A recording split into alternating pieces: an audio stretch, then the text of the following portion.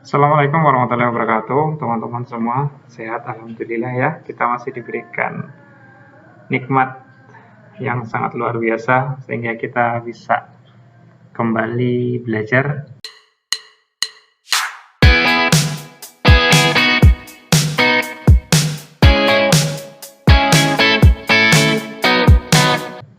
Hari ini kita akan membahas ini teman-teman, pemetaan CP, TP, ATP Bahasa Indonesia kelas 1 fase A. Nah gini, kalau di sebelumnya, di materi-materi sebelumnya, di video-video sebelum ini, dalam pemetaan CP, TP, dan ATP itu selalu ada di ini ranah kognitif.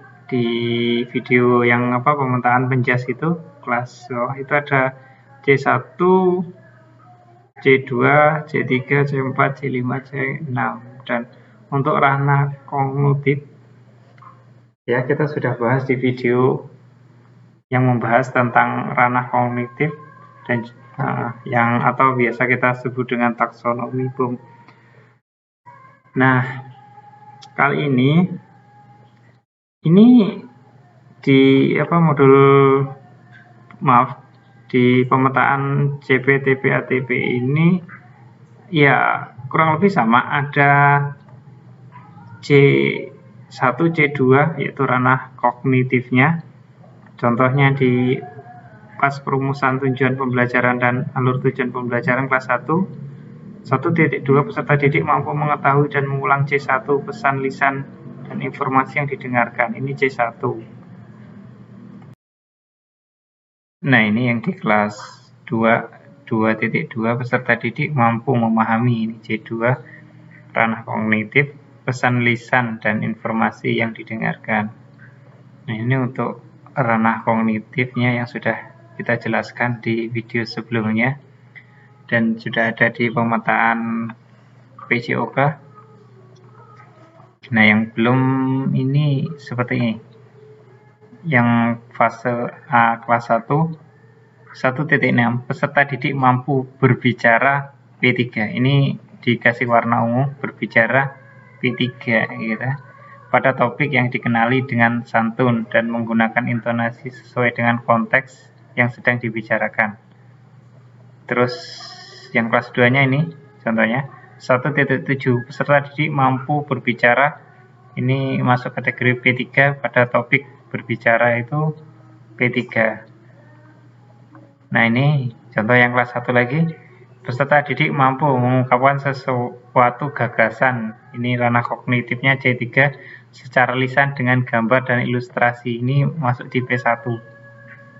Nah, yang bawahnya ini 1.9 peserta didik mampu menceritakan kembali, ini P2, informasi yang telah dibicarakan atau didengar. Lalu bagaimana menentukannya?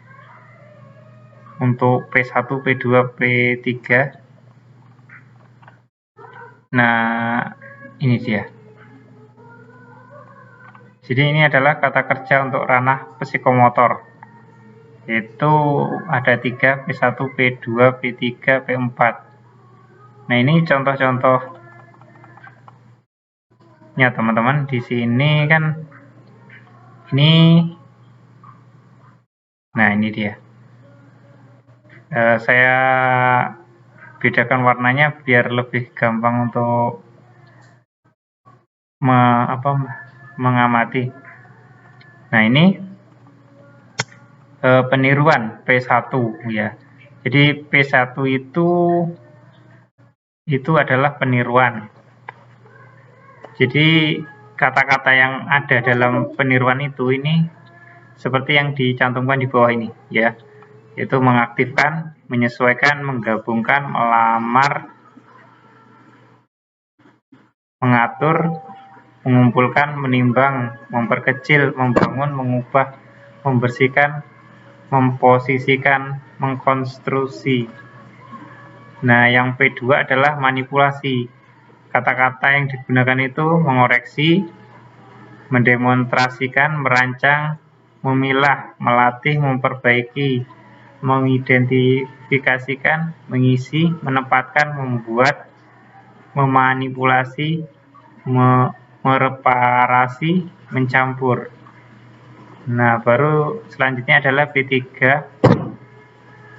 ketetapan.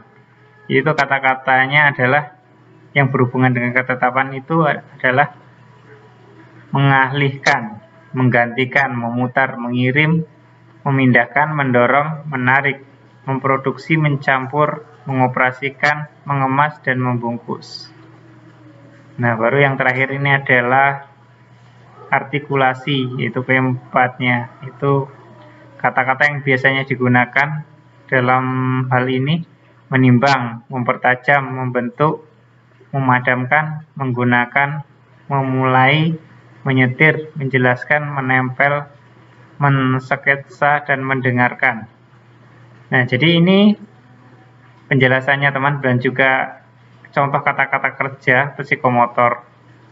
Maka kalau kita sudah memahami ini, maka kita akan mudah untuk menentukan di pemetaan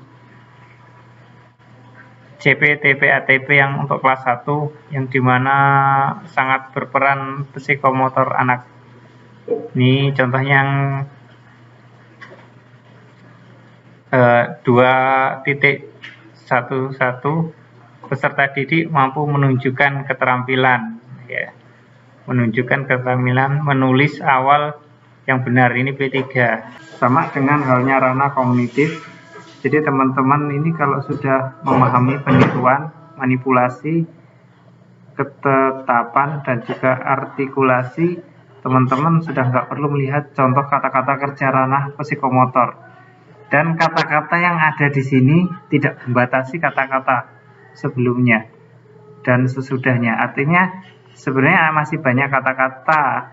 Ini hanya beberapa contoh untuk memudahkan, tapi sebenarnya masih bisa ada lagi bila ditambahkan di sini. Yang penting itu masuk di kaidah peniruan kalau P1, terus manipulasi kalau P2, ketetapan kalau di P3, dan artikulasi kalau di P4. Jadi sampai sini bisa dipahami ya teman-teman semua. Nah, sampai di sini ya teman-teman, saya yakin sudah pada memahami. Kalau mungkin masih ada yang mengganjal, boleh didiskusikan di kolom deskripsi. Mari kita nanti bahas sama-sama. Wassalamualaikum warahmatullahi wabarakatuh.